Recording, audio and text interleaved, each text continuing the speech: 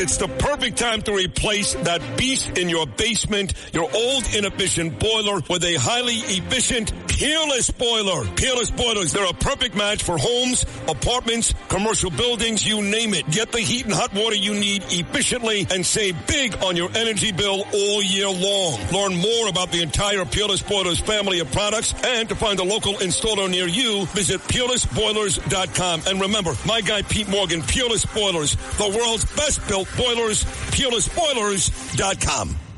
Excuse me! Taxi! This is the 77 WABC minicast.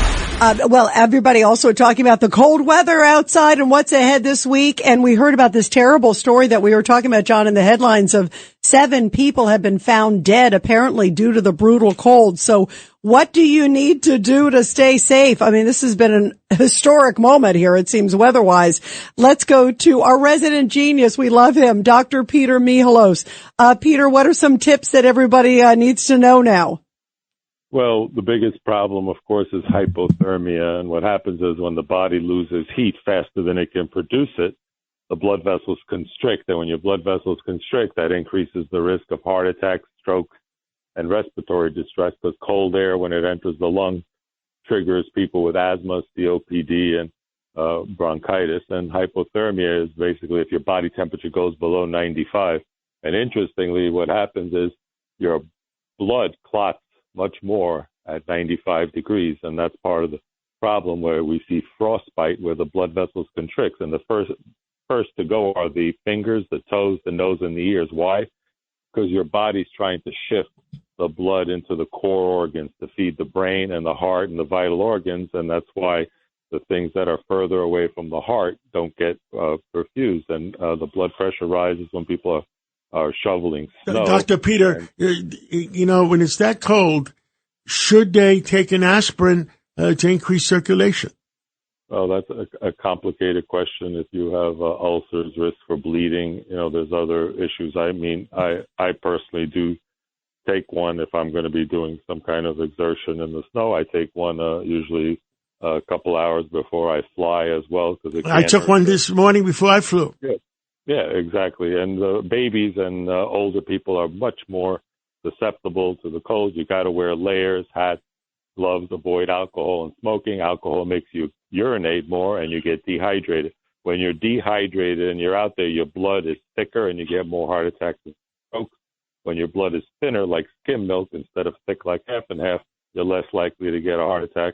And shivering is a natural response to generate heat. And when things are bad, if you see somebody who's shivering, confused, slurred speech, you know that it's time to get help and at least be indoors 60 to 65 degrees. Be very careful with these indoor space heaters that generate any kind of carbon monoxide or anything that burns fuel indoors.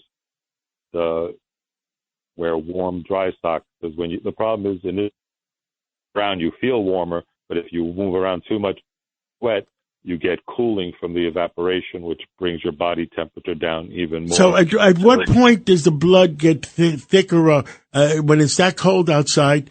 And also, like I said, I took an aspirin when I get on an airplane. I take an aspirin when it's a situation like that. How about when it's extremely hot weather? What happens then?